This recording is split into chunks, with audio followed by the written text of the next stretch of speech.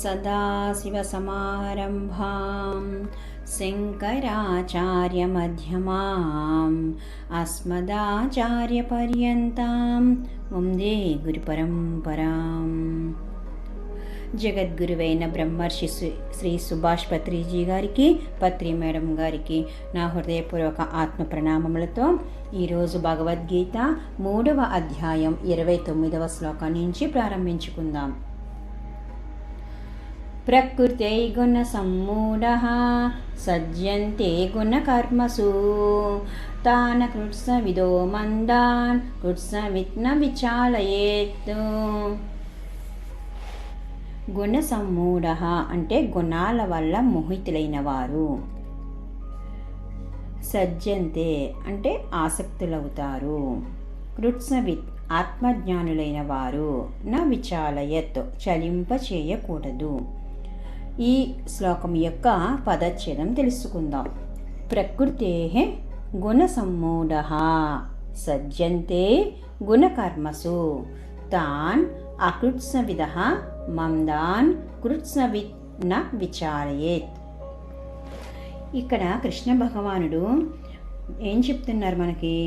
ఓ అర్జున, ఎవరైతే ప్రకృతి యొక్క గుణాల వల్ల మోహితులైన వారు గుణాలలోనూ కర్మలలోనూ ఆసక్తులు అవుతారు. అటువంటి అల్పజ్ఞులను ఆత్మజ్ఞానులైన వారు చలింప చేయకూడదు. మరింత లోతుల్లోకి తెలుసుకుందాం. అల్పజ్ఞులు వేరే, ఆత్మజ్ఞానులు వేరే. ఆత్మజ్ఞానులు అల్పజ్ఞులు కాలేరు, అలాగే అల్పజ్ఞులు ఆత్మజ్ఞానులు కాలేరు.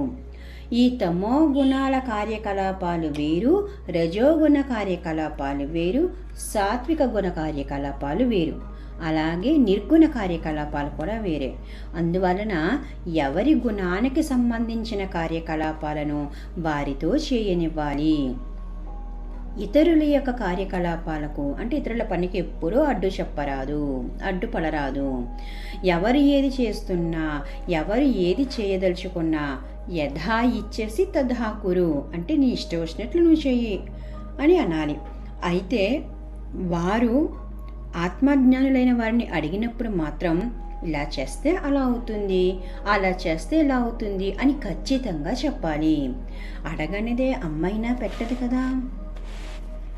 ఈ శ్లోకంలో చక్కగా మనల్ని జ్ఞానాన్ని ఉపదేశించారు మాస్టర్స్. ఇప్పుడు మనం తర్వాత శ్లోకానికి వెళ్దాం. 3వ అధ్యాయం 35వ శ్లోకం.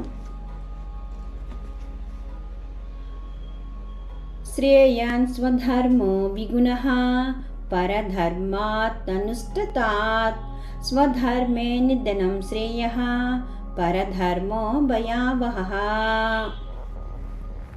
ఈ శ్లోకం యొక్క పదచ్ఛేదం తెలుసుకుందాం. శ్రేయాన్ స్వధర్మః విగుణః పరధర్మాత్ స్వనుష్ఠితాత్ స్వధర్మే నిధనం శ్రేయః పరధర్మః భయావహః. చక్కగా ఈ పదాలన్నీ కలుపుకుంటే మనకి శ్లోకం వస్తుంది. స్వనుష్ఠితాత్ అంటే చక్కగా ఆచరించబడిన, పరధర్మాత్ అంటే ఇతరుల ధర్మం కన్నా, విగుణః గుణరహితమైనట్టి, నిధనం అంటే చనిపోవడం, శ్రేయః ఉత్తమమైనది. ఈ శ్లోకం యొక్క అర్థం తెలుసుకుందాము. ఓ అర్జున, చక్కగా ఆచరించబడిన పరధర్మం కన్నా గుణరహితమైనప్పటికీ స్వధర్మమే అత్యుత్తమమైనది. స్వధర్మానుచరణలో మరణం సంభవించినప్పటికీ అది శ్రేయస్కరమే, కానీ పరధర్మం మాత్రం భయంకరమైనది. స్వధర్మం అంటే ఎవరు ఏ ఆత్మ పరిణామ దశల్లో ఉన్నారో ఆ ఆత్మస్థాయికి తగ్గ ధర్మం అన్నమాట. పరధర్మం అంటే ఎవరు ఏ ఆత్మ పరిణితి స్థాయిలో ఉన్నారో వారి వారి ఆత్మ పరిణితి స్థాయిలకు తగ్గ ధర్మాలు. ఇప్పుడు మనలో సహజ సిద్ధంగా కొన్ని అభిరుచులు, కొన్ని వాసనలు అనుసరించి మనకి ఒక నేచురాలిటీ అంటే సహజ ప్రవృత్తి ఏర్పడుతుంది. అది స్వధర్మం అవుతుంది. అంటే మనకంటూ ఒక ప్రవృత్తి ఏర్పడుతుంది. ఇతరులకు నిర్దేశించబడినది మరి మనకు నిర్దేశించబడనిది అయినదే పరధర్మము. మన స్వధర్మానికి విరుద్ధంగా నడుచుకోవటం, ఇతరుల స్వధర్మాన్ని ఆచరించటం పరధర్మ పాలన అవుతుంది. ఎవరికి ఏది సూట్ అయితే ఆ పనే చేయాలి. ఇతరులను చూసి మనము దాన్ని ఆచరించకూడదు, అది పరధర్మ పాలన అవుతుంది. ఇక్కడ ఉదాహరణ ఏం చెప్తున్నారు భగవాన్ శ్రీకృష్ణ? పులిని చూసి నక్క వాత పెట్టుకోవటంలా సబబు కాదు. పులి జీవితంలో నక్క జీవితం ఉంటే నక్క నష్టపోతుంది. నక్క దశలో ఉన్నప్పుడు నక్కలాగే జీవించాలి. స్వధర్మానికి వ్యతిరేకంగా ఓ నక్క జీవించడానికి ప్రయత్నిస్తే ఎన్నో నక్క జన్మలు తప్పవు. స్వధర్మానికి అనుగుణంగా ఒక నక్క జీవిస్తే అది ఒక్క జన్మతోనే సరిపోతుంది. ఎవరికి వారికి వారి వారి స్వధర్మమే శ్రేయస్కరమైనది. పరధర్మాన్ని ఆచరించడానికి ప్రయత్నిస్తే పులిని చూసి నక్క వాత పెట్టుకున్నట్టే అవుతుంది. ఇప్పుడు ఒక యజమాని ఇంట్లో దొంగ ప్రవేశించడం ఒక కుక్క చూసిందనుకోండి. కుక్క ఊరుకోవటంతో గాడిద, ఆ ఇంట్లో ఇంకో గాడిద ఉంది, ఆ గాడిద కుక్క పని తాను చేయబోయి ఓండ్ర పెట్టి యజమానితో చావు దెబ్బలు తింటుంది. మన స్థాయి ఎదిగినప్పుడు ఆ పరధర్మమే మన స్వధర్మం కాగలదు. కానీ ముందే దానికోసం ప్రాకులాడకూడదు. రెక్కలు రాకుండానే ఎగరటానికి ప్రయత్నించడం వంటిది. కింద పడి కష్టాలు కొని తెచ్చుకుంటాము. గురువు చేసినట్లు చేయొద్దు, గురువు చెప్పినట్లు చేయాలి. విషయాన్ని తెలుసుకోవటం జ్ఞానము, దాన్ని సరిగ్గా ఆచరించటం ధర్మము. జ్ఞానం ఉంటేనే ధర్మం తెలుస్తుంది. ధర్మం తెలిస్తేనే అనుష్ఠానం సరిగ్గా చేస్తాము. ధర్మమే శాశ్వతము. ఎట్టి పరిస్థితుల్లోని ధర్మాన్ని వదలకూడదు. ఎవరి ధర్మాన్ని వాళ్ళు, అది విశిష్ట గుణరహితం అయినప్పటికీ, అల్పగుణి అయినప్పటికీ దానినే అనుసరించాలి. జయ విజయులు ఏం చేశారు? వాళ్ళు తమ అల్పగుణాన్ని భయరహితులై, సంకోచరహితులై ఆశ్రయించి 3 జన్మలలోనే కడతీరినట్లు పురాణ కథ ఉంది కదా. ఉండవలసినది మరి భయరహితం, సంకోచరహితం. సదా సర్వత్రా స్వధర్మాశ్రయమే శరణ్యము. స్వధర్మ పాలనలో మరణం సంభవించినా మేలే. ఇప్పుడు తర్వాత శ్లోకం తెలుసుకుందాం మాస్టర్స్. 3వ అధ్యాయం 37వ శ్లోకం తెలుసుకుందాం. కామ ఏష క్రోధ ఏష రజో గుణ సముద్భవః మహాసనో మహాపాప్మా విద్యేనామిహ వైరిణం. ఈ శ్లోకం యొక్క పదచ్ఛేదం తెలుసుకుందాం. కామః ఏషః, క్రోధః ఏషః, రజోగుణ సముద్భవః మహాసనః మహాపాప్మా విద్ధి ఏనం ఇహ వైరిణం. రజోగుణ సముద్భవ అంటే రజోగుణం వల్ల కలిగిన, ఏషః అంటే ఈ, కామః అంటే కామమే, వైరిరం శత్రువుగా, విద్ధి తెలుసుకో. ఈ శ్లోకం యొక్క అర్థం తెలుసుకుందాము. ఓ అర్జున, రజోగుణం వల్ల కలిగే కామమే క్రోధము. ఇది ఎంత మాత్రము తృప్తి చెందనివ్వదు. ఇది మహాపాపి. ఈ సందర్భంలో దీనిని శత్రువు అని తెలుసుకో. అర్జున, అన్ని గుణాలలో రజోగుణం మహాపాపభూయిష్టమైనది. ఒకోనొక రజోగుణి యొక్క ప్రధాన చిహ్నమే క్రోధము. క్రోధం అన్నది ఆత్మకి పరమశత్రువు. అసలు మనకి కోపం కానీ క్రోధం కానీ ఉండకూడదు. మానవ జీవితాన్ని నాశనం చేసేదే క్రోధము. క్రోధం ఉన్నవారు ఎప్పటికీ తృప్తి చెందలేరు.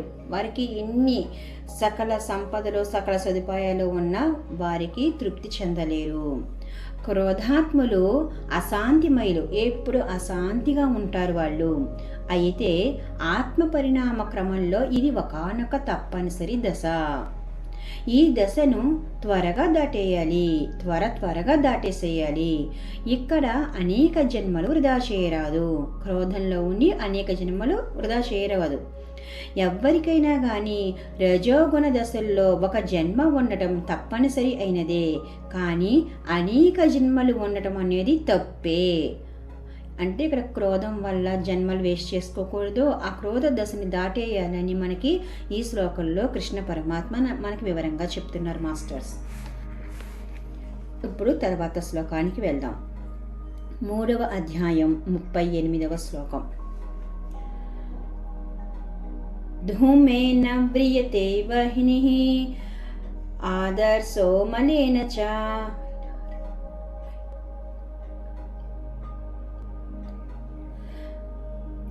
యదోల్బేనావృతో గర్భస్తదా తేనేదామావృతం.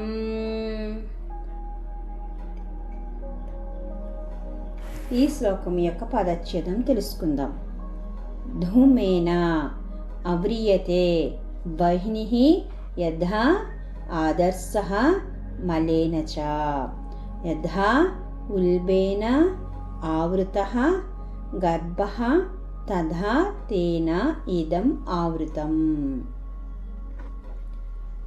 ధూమేన అంటే పొగలో, వహ్నిః అంటే నిప్పు, మలేనచ అంటే దుమ్ము ధూళిచే, ఆదర్శః అద్దం, అవ్రియతే ఆవ్రియతే అంటే కప్పబడి ఉండటము.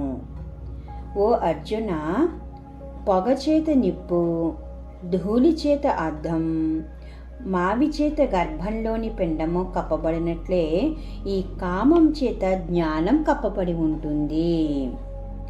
ఎలాంటి తమోగుణి అయినా, ఎలాంటి రజోగుణం అయినా సరే ఒక యథార్థ స్వరూపమే సత్వమే. ప్రతి ఒక్కరి యథార్థ స్వరూపము పూర్ణ జ్ఞానమే. ఆ బీజంలోంచే, ఆ క్షేత్రంలోంచే జీవులందరూ జన్మింపబడ్డారు గనక. అయితే మురికి చేత అద్దం కప్పబడి ఉంది, నివురి చేత నిప్పు కప్పబడి ఉంది, మావి చేత గర్భంలోని పిండం కప్పబడి ఉంది మాయ చేత. అలాగే కామం చేత జ్ఞానం కప్పబడి ఉంది. ఇప్పుడు మనం ఏం చేయాలి? అద్దం క్లియర్గా కనిపించాలంటే దుమ్ము తీసేయాలి, తుడిచివేయాలి. నిప్పు మీద నివురు కాస్త కదిలిస్తే అప్పగా వెళ్ళిపోయి మంట వస్తుంది.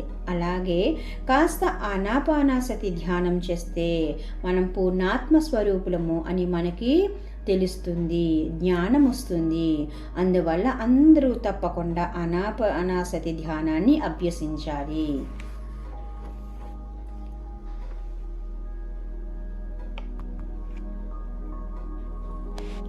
ఓకే మాస్టర్స్, మళ్ళీ తర్వాత భాగంలో కలుసుకుందాము. Thank you.